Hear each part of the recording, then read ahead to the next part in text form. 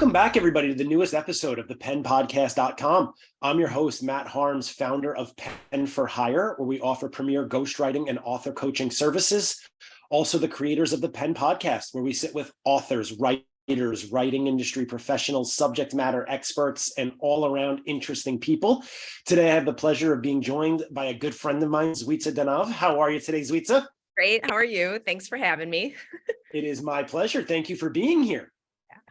Yeah, for sure. For those who was don't excited. know you, Are you? I'm excited Yeah. too. Yeah, We haven't spoken in a while, so I we know, have a for lot to sure. catch up on. Yeah. For those who don't know you, where are you joining us from? So I'm in the Chicagoland area. So Mhm. Got it. And by trade, what do you do for a living? So, I wear a couple of different hats, but I'm a licensed therapist but in terms of I do consulting around systems and mental well-being, and kind of work with schools and small businesses on just really streamlining ways to think about our thinking that helps build capacity personally and in teams. Fantastic. And it seems like now more than ever, there's an increased focus on mental health, right? Yeah, absolutely. I think that, it's definitely, I think that it was always important, right? And I think now so many things happen and are still happening in the world that people can't, right? It is in our face. And I always say that, your mental wellness, you put things on your plate, your mental wellness is the plate.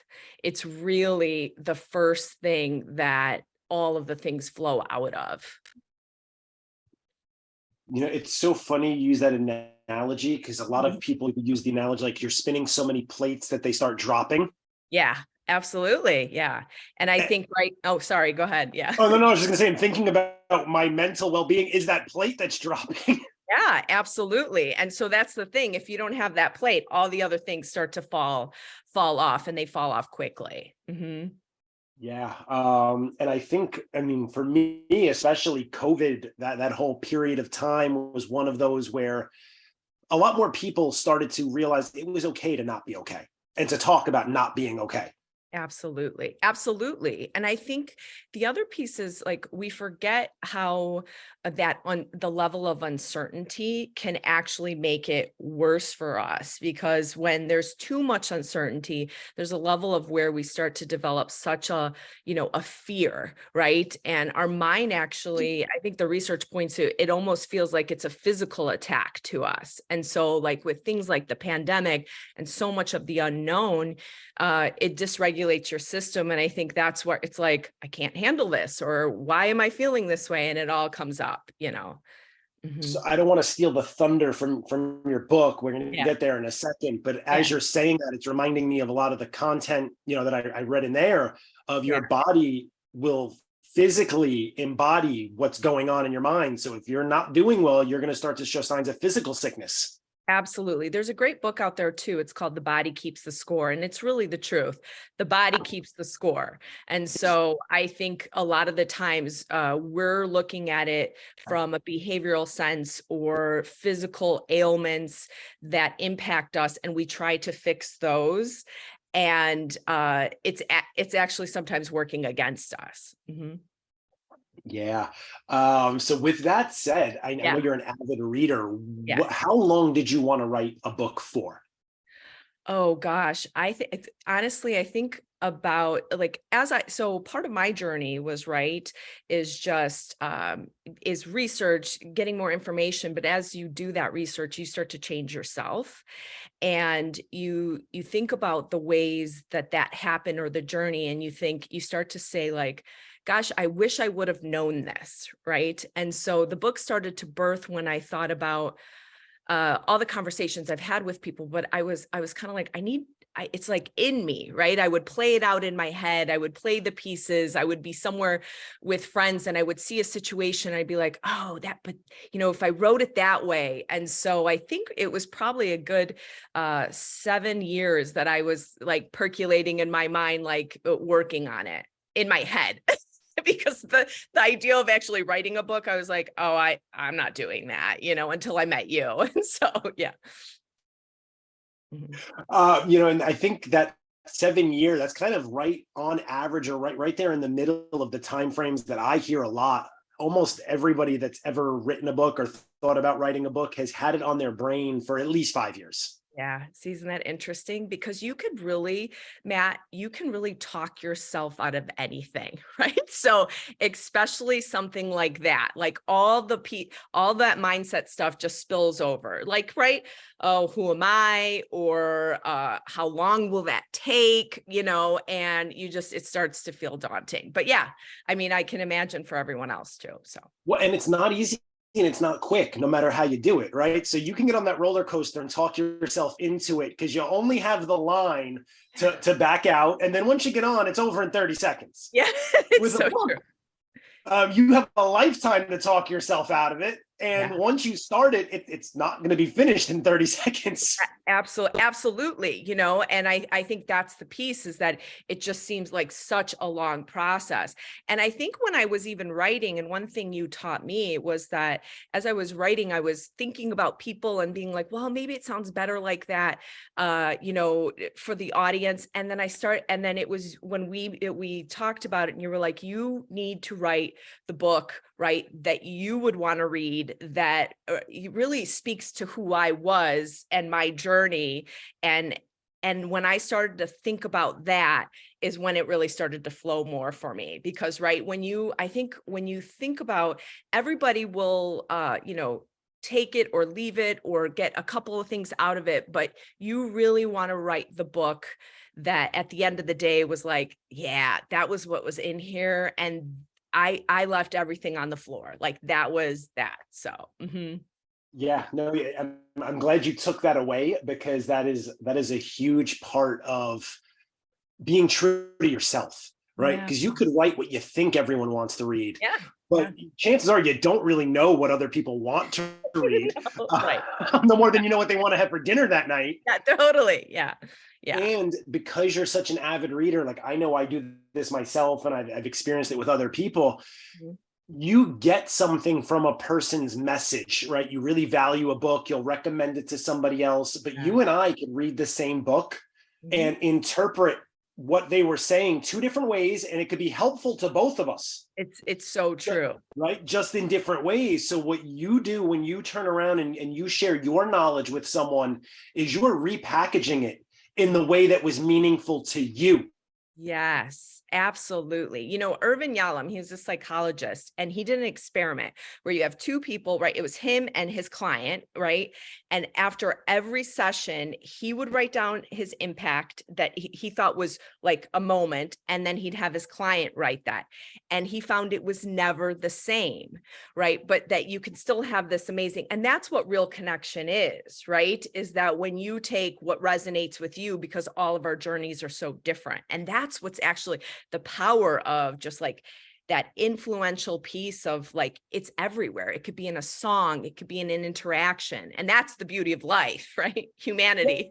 Yeah. You just summed that up by using that Irving Yelling example. Is there can be one thing, like I could read a 150-page book and walk away with literally only one thing that was impactful, but that one thing could make reading the entire book worth it. Yes, absolutely. Exactly. So you just never know. That's the truth. Yeah, it's the truth. So what was the actual impetus for you to finally say, I'm ready to write this? And I don't say me, because I only helped you when you were already at that point where you knew you needed to write it. So what got you to that point where it was like, now's the time? Yeah, I really had this like moment where I was like, if I don't write this, it's gonna stay in me. And what was it for then? What was this huge journey of trying to work on myself, right? Just constantly this piece of making like facing fears and being courageous, right? When it went against like perhaps the conditioning as a kiddo. And I was like, any story that you have, regardless if it's in a book or whatnot, it has to be told at some level, because I think that it's like there's almost a healing process in that. And so then I said, I have to, no matter if I'm laying on the carpet with like pieces of paper, I have to write this book, literally, right? If there's tears, and then I write. And that's what really happened. And so, and when I said that to myself is when I met someone who knew you. And then it was like, okay, this idea of this coach and collaboration of like getting through some of that mindset and supporting that writing was awesome. Yeah. And, as you were saying that, I wrote down, just reminding myself to link it back to body keeps the score. Because if you have something that's burning to get out of you, so and true. You don't honor that, it's going to take its toll on you. It's eating away at your mental capacity every day, because there's that little voice saying, when are you going to do this? Yeah, Matt, that is such a good point. It was always right here. I was like doing other work for clients, and then it's right here, right? Like, and I would look at my schedule and know I would have time, like, a pocket of time, and be like, well, no, and exactly, it started to take a toll. Mm-hmm. And you had at least done part of the hard work that I try to get my clients who aren't ready to write the book yet, is at least you were writing as you went without knowing exactly what you were going to do with it, right? So when something was there, you would write parts, you would write whatever was in your mind without really knowing how it was going to fit into the book. That's right. That's right. And that's the thing. That's really how my brain works, right? I'll see an idea or something will happen, and I'll just write it, because I'll say to myself, I can connect it later. And that's what it was. That's really how I landed having some type of process for you, or some type of writing. Yeah. Mm-hmm. Yeah. And I think I would love your opinion on this, because sometimes too many people, I am the worst at this. And I guess that's kind of like the shoemaker with holes in his shoes, because I'm very big on beating myself up over wasted words. Like if I write something and don't use it, I'll feel like, well, that was a waste of my time. That was a waste of the words. But in reality, from just what you said, that's not really the case, because nothing's ever wasted. You may not use it now or for what you thought you were going to use it for. That's right. But it's out of your head. It's out of your head, and it was meant to go on the paper. And to your point, it may not be in a book, but I could be talking to someone, I remember just in March, I went to a conference for a speaking event, and I ended up sitting next to this woman, and words that I had written, right? And I can't recall it now, but came up, and it was like the perfect thing. You just don't know, but sometimes your body, your mind has to process certain things, and it comes up later, Mm-hmm. You may never be able to think of the perfect words in the moment, but if you've already written those words before, now it's almost like it's so funny how taking it out of your brain makes it leave a more impactful mark on your brain.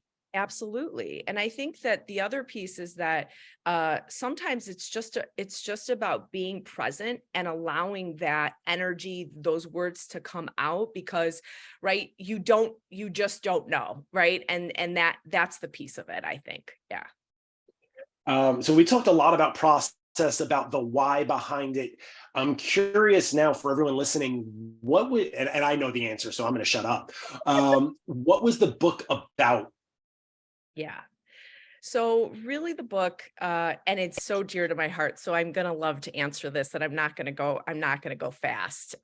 So I think what I was seeing, and it was right. So in the clients that I coach with, or even the organizations, right, in terms of systems, I was seeing a lot of this idea of just always looking at the behaviors or things that I had mentioned earlier, right? A lot of us suffer from insomnia, anxiety. Some of us really even like anger pieces. Like, I don't know how to stop being angry, or I'm just so tired all the time, or different ailments, or different even like borderline, not towards addictions, but right, like can't stop eating, or gosh, I'm using cocktails to kind of soothe the other pieces, right? So I started to think about it, and the things that kept coming up, when you have like drug awareness week in a school, for example, you teach the piece of, right, this is this drug, this is the symptoms of this drug, this is why you shouldn't do this drug. But we never say on the other side of that, like, this is how you lead a really healthy life. This is what it looks like to be connected. This is what it looks like to be attuned. And so I started to think about it at the level of the source, right? And so I started to dig, and I found this, it was a book called Healing Developmental Trauma, but it talked about the neuroaffective relational model. And it talked about how we are actually born with 5 core biological needs of connection, attunement, autonomy, trust, and love. And if those actually get compromised some way in a family system, right, we actually, as kids, we're so resilient. So what we'll do is we'll actually find a way to adapt to fit into life when we haven't gotten those needs met. And unfortunately, living that adaptive way, right, causes difficulties with connection, with your regulation, and really how you feel about yourself. And so that's where a lot of those symptoms come, because what you're trying to do is spot reduce behaviors, but really we're never saying to ourselves, oh, I'm actually exhibiting this behavior because I haven't ever learned to really connect with myself or to connect with others in an authentic way. Or attunement. Gosh, I didn't realize that I'm constantly people pleasing or scattering across the board too.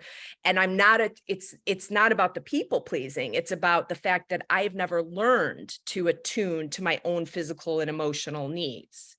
And those are the pieces of where it was. So basically, my life has been driven by questions.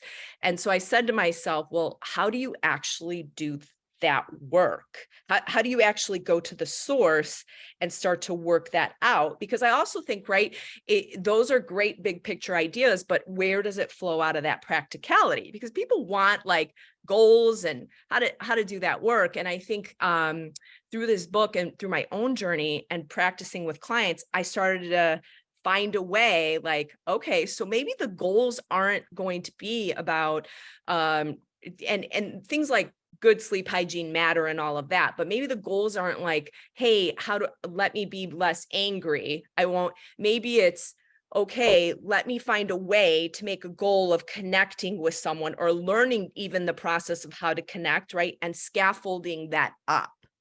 So that way it feels like you're replenishing those, or even forming, like taking away the way that you've adapted and living fully into those biological needs. And that's really how it birthed. And it was like, that's really how life should feel like, for example, like connection, to attune. And you're never always going to get it right. Like, we're human.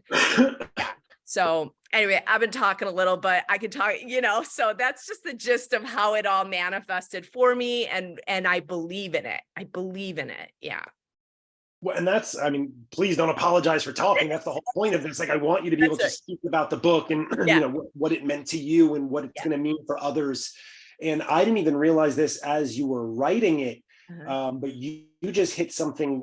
You probably didn't say it like this, but this is how I translated it. And I kept evolving it as you were talking. Is in life, with a drug awareness comment, we've got a lot of people who tell us don't do things. Yeah. And then in life, we got a lot of people, and books are no different. We got a lot of people who tell us to do things, right? So you got to do things this way, or don't do these things. Yep. And that's not to say there's not validity in, don't do drugs or do eat healthy. Yep. But no one wants to be told what to do or not to do. In fact, there's a lot of people out there like myself who will probably push the envelope of doing what you tell me not to do. I'm in that line also. Yeah. Okay. That's why we get along so well. Yeah. But I noticed, I didn't even realize this as we were going through the process, just because it flowed so naturally. Your approach was much more of a questioning type of, here's what is biologically proven. Yeah. And you would mix it in with relational examples of, have you ever seen something like this? Right. Because it's a lot more impactful for me as a person. I think I told you this as we went through this book. I learned a whole lot about myself. Yeah. Because I wasn't being told to do something or not do something. I was reading just relative examples and I was like, oh my God, I've done that. Yeah.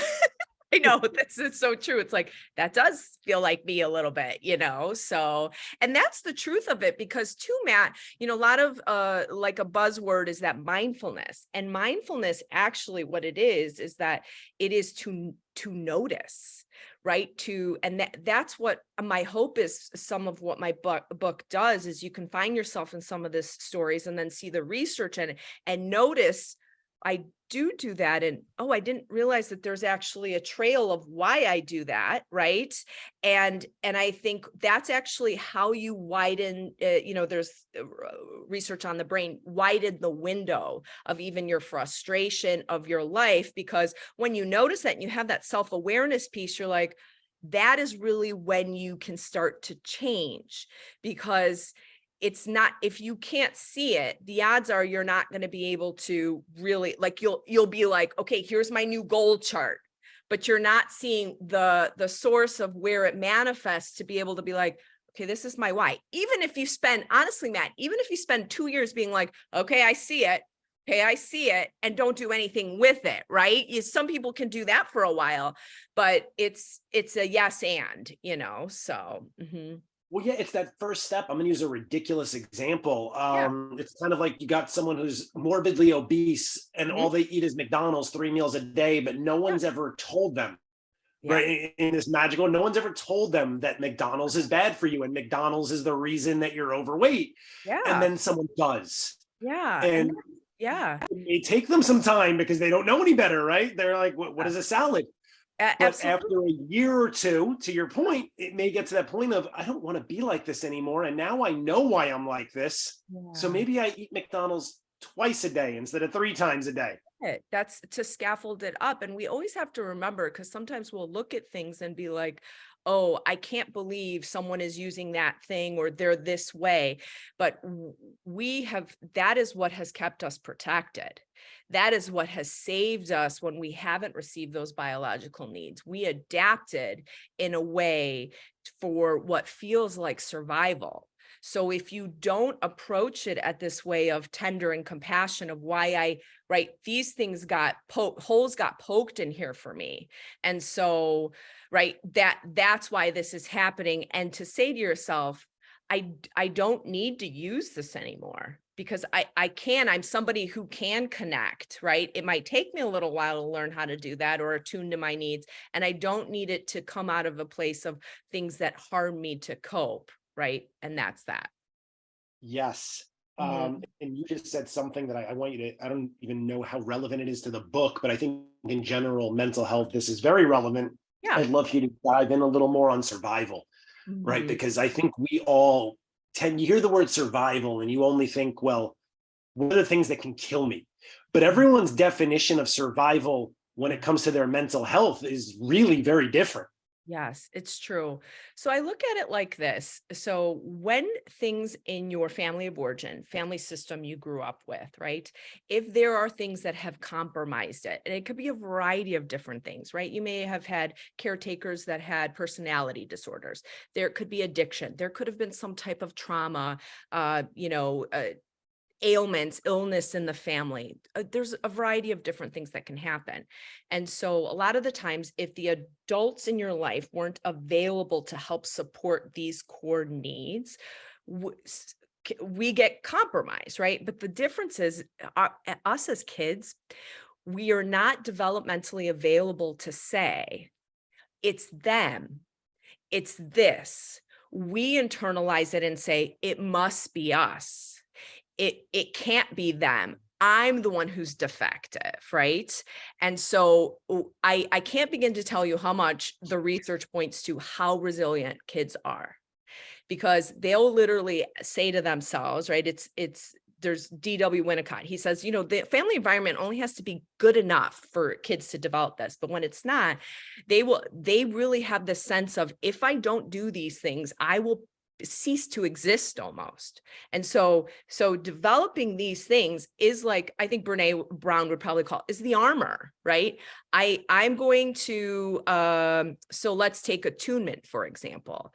So if you're denied your needs, and even your family system says you having needs makes you selfish, right? So the only way that I could receive love or any type of tenderness is to deny my needs and meet everybody else's needs, right? And in the long run, that's the way that you protect yourself.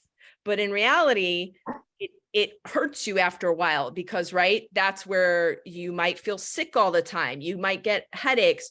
You might never really enjoy life because it's always about somebody else. But it's a way to protect you from ever feeling the shame that you did in that system without getting your needs met. And that's what it is. And it is real for people. People will have a physical and emotional response that will trigger, I always say in my family system, being idle wasn't honored, right? So anytime anybody even said something like, if I said, oh, I slept in, and someone's like, oh, that must have been nice. I would literally, right? My shame would come up and I would be like, oh, wait, I shouldn't have slept in. I need to have gotten up at 5 and work. So it's those things because I protected myself from that. And so I hope that, right, that sums it up in terms of, and these things are real. And the longer you've done it in life, the harder it is because our brain creates neural pathways, highways that go a certain way.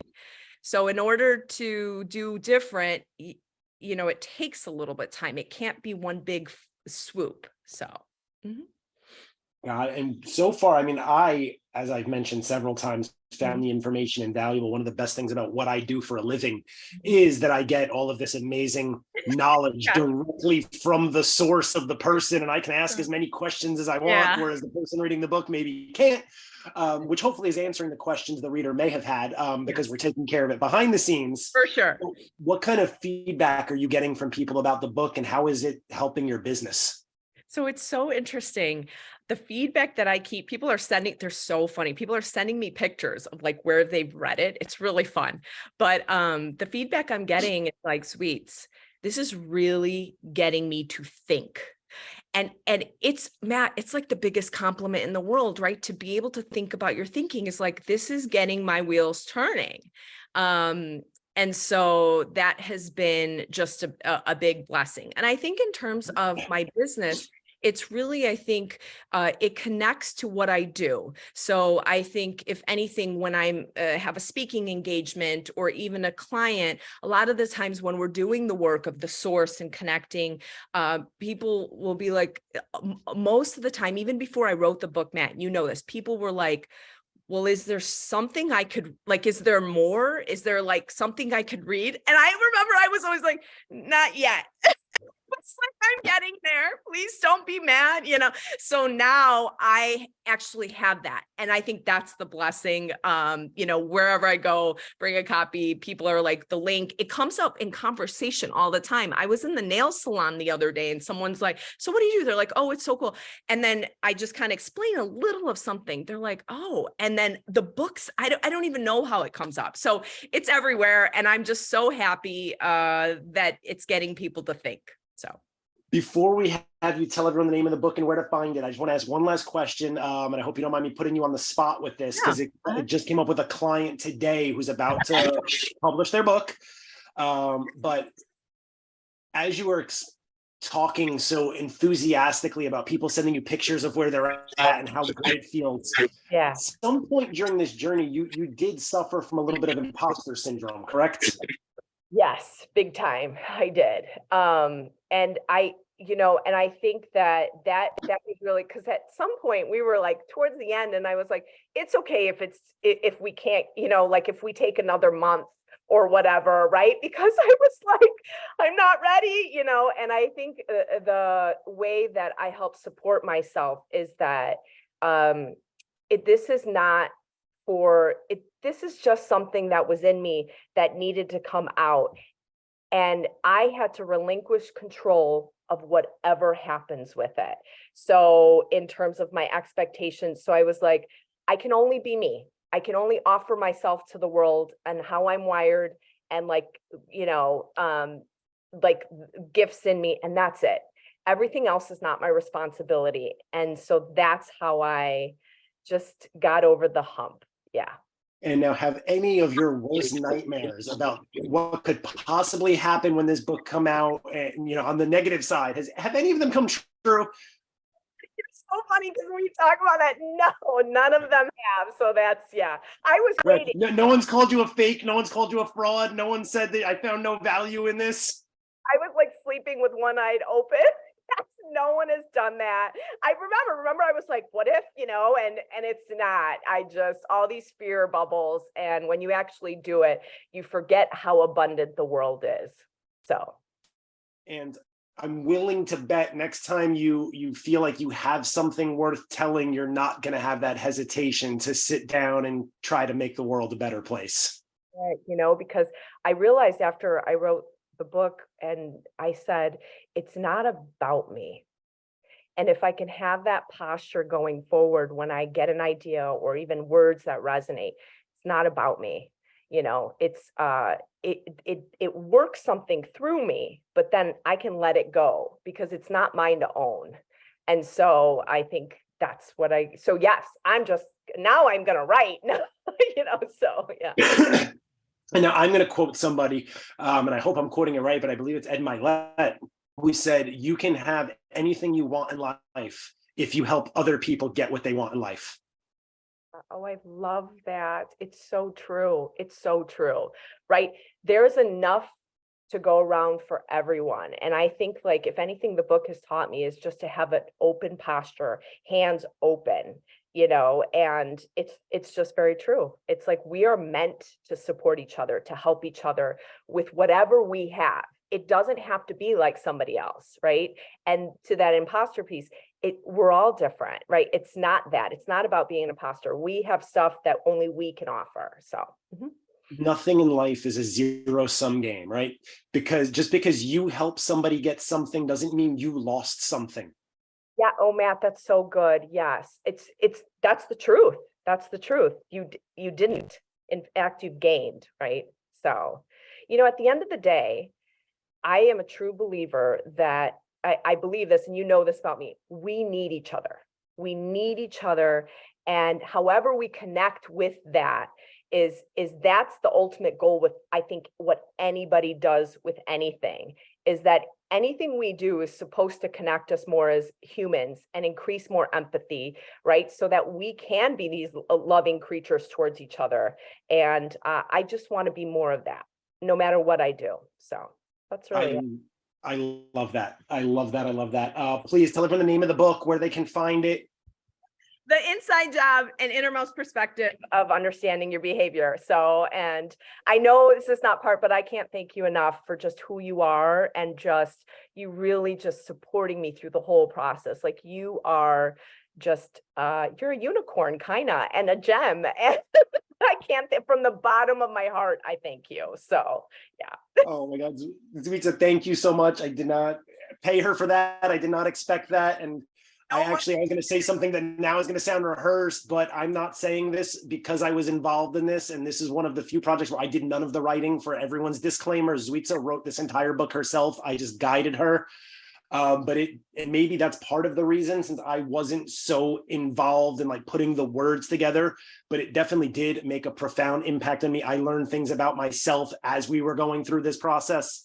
So I thank you as well for finally deciding to write this book, because I know if just in the time we worked together, I got this much out of it, there are people out there who need to read it. And if you're one of those people who anything we said today possibly resonates in any way, go pick up the book. It'll be the best money you spent this week. Thanks, Matt. Thank you for saying that. I received that. So thank you. Yeah. It is my pleasure, Zuica. I appreciate you taking the time to chat with us today. And we will definitely have you back on the show when you get your second book done. Oh, perfect. That sounds like a plan. So. All right. Thank you again for joining us. Bye. Bye.